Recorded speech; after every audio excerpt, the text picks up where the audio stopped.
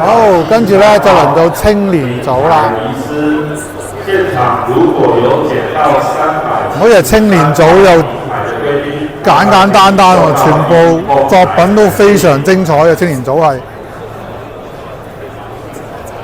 話要評都唔容易嘅。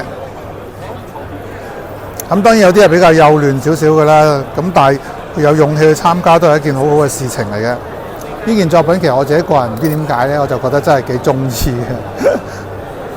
好，咁呢件咧就係一件爆開咗嘅坦克車啦，有晒內扣嘅。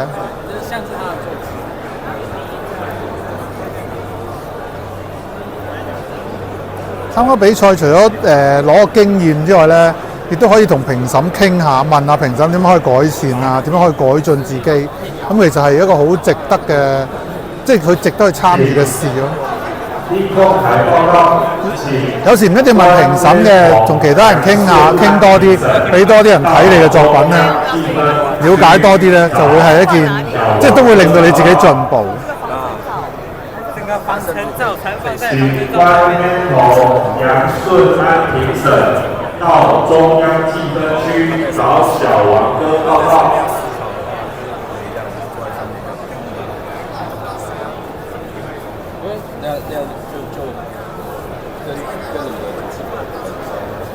呢件係一件非常厲害嘅情景啊，又仔細啦，同埋成個動感做晒出嚟啦。